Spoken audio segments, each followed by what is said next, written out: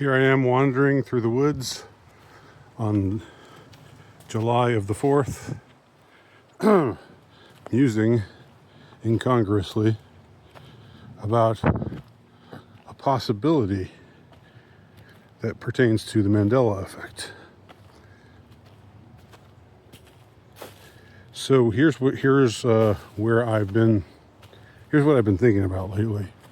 It's just a hypothesis. And I think in prior videos I've sort of indicated that my thoughts are somewhat along these lines, although there's no firm proof of anything really with something as mysterious and inexplicable and difficult to understand as the Mandela Effect. But here's what I was thinking. There's a passage in Orwell's 1984, a very formative passage, a very edifying passage, if quite depressing, as the whole book is quite depressing, where O'Neill is torturing the hero Winston Smith, and in order to break his will, he gets him to see that reality is only what the party says it is. So if I'm reading Middlemarch right now, and there's a character in that book named Will. But if Winston believes that 2 + 2 is 4, and that's a mathematical certainty, and there's no way that can be changed. That can't be changed by any dictate of the party. Did I say O'Neill? It's O'Brien. I wonder what Orwell had against the Irish to make the villain an Irishman. It just occurred to me here. I don't have any way of even beginning to speculate on that front. But anyway, O'Brien says to Winston in his torture cell, no, Winston, you're wrong. If the party says that 2 + 2 is 5, then 2 + 2 is 5. And if we say that we've always been at war with East Asia, when up till yesterday it seemed like we were at war with Eurasia, or vice versa, then we've always been at war with East Asia. And when something goes down the memory hole, it's just forgotten. And it's not only forgotten, it ceases to be. The reality is what the party says reality is. And gradually, Winston Smith gets worn down by this method of torture, which is a method of intellectual torture. It's a method of mental torture. Because what do we have if we don't have access to truth? If we can't rely on truth, and if truth is inviolable, if truth isn't inviolable, but something can change from a lie to truth, or from truth to a lie, because someone powerful says that it just declares it to be so, then what's really left? What's left for anyone? And if you can be persuaded to believe that, then you have been shackled into mental slavery. And under enough duress, unfortunately, Winston capitulates. He becomes a slave to the party. Not only because of physical torture, but because of mental torture, which is no less torturous. So here's how I connect this with the Mandela effect. What might be going on with the Mandela effect? Those of us who are Mandela affected remember reality a certain way. And as always, I just give my disclaimer. If you think the Mandela effect is a waste of time, don't listen. Don't turn this off and go watch another video.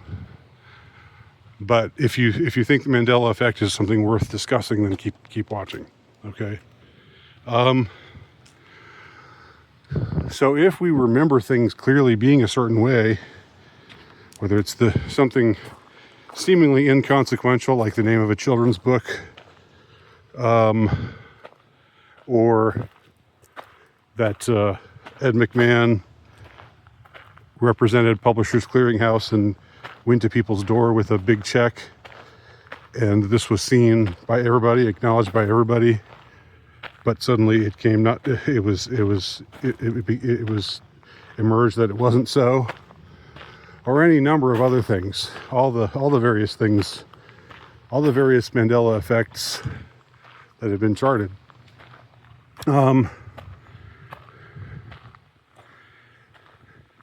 What we're told we should think by those who think the Mandela effect is bunk. What we're told to think is you, not just you, but millions of other people, literally millions of people who have the same collective memory that you have. You're all wrong. You're all wrong. You're all misremembering because your memory cannot be trusted. Your memory is fiction. Your memory is just as easily fiction as it is fact.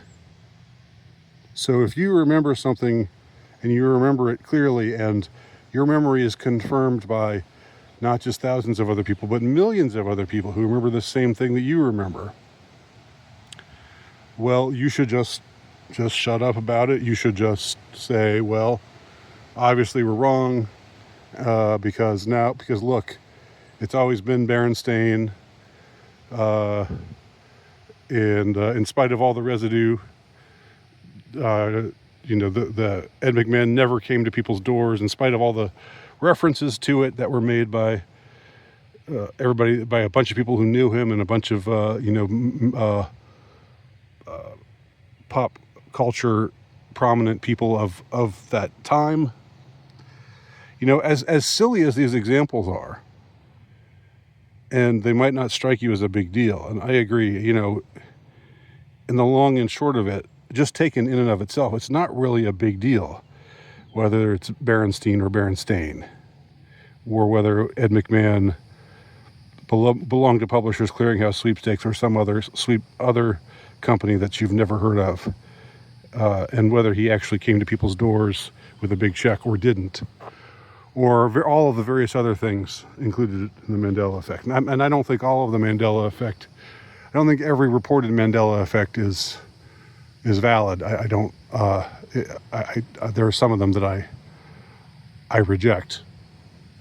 But so I'm not saying I'm just credulously believing everything that is claimed to be a Mandela effect. But for those things that are clear remembrances that I have and that millions of other people have, if those memories, if we can be convinced that those memories that we all have are wrong, that they're just constructions, and that our minds are less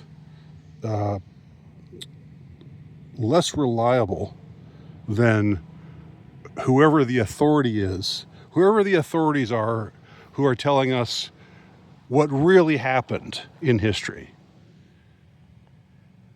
If we just do what Winston Smith did under duress, I'm not saying I blame him, and if it were to happen in real life, I think there's a good chance that God would forgive him under such circumstances. But if we capitulate and say, you must be right, I must be wrong, it says in that document that it was never this way, it was always that way, even though I and millions of other people remember it being the way that we remember it. It still must be the way that you say that it was. If we do that, what are we doing? We're as good as saying what Winston Smith said, when Winston Smith relinquished his fight and capitulated to O'Brien as a representative of the party, as a representative of the state, of the powers that be. What we're doing is capitulating to people, to forces. They might be people, maybe they're not even people, I don't know, on the high end of the hierarchy or the low end of the lowerarchy, as the case may be. This might be something that goes beyond mere humanity. It might be something that goes into the spiritual realm. But if we give ourselves over, if we say, well, I guess I'm wrong, and X is not X, X is Y, because you people say that it is, because you Redditors or you people at Snopes.com, you fact checkers, or you whatever you are, you say that I'm wrong, that my memory is wrong, and and that the memories of millions of other people who remember it just like I remember it are also wrong. Then in essence what you're doing is you're handing your mind over to I don't know what even to call it, to the powers that be, to the state, to the principalities, powers, thrones, and dominions. You're capitulating, you're relinquishing your what you know to be true. What you know to be true, you're relinquishing that. And if they can get you to do that about things that millions of people remember the same way that you remember it, well, then they can certainly get you to think other things as well. Once you capitulate, once you say the ultimate authority is in the hands of, the party, O'Brien, the state, the principalities, powers, thrones, and dominions, once you say that, it might not seem like a big deal, but what you're really saying is that you give yourself over. You let yourself be overruled by those who claim authority over you, those who claim the authority to enslave your mind and to get you to think whatever they want you to think.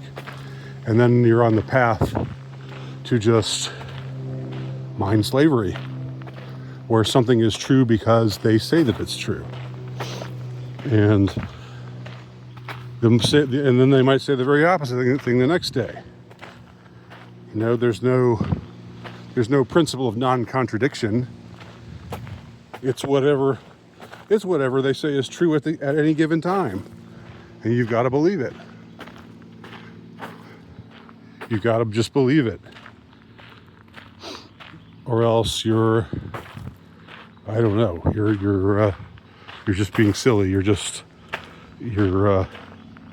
foolishly trusting in your own memory, which also, again, happens to reflect the memory of millions and millions of other people.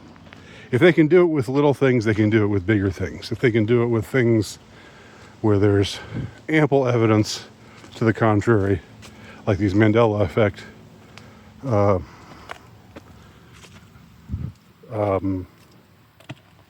examples, then they can do it with something, they can certainly do it with something where it's, there's far less evidence other than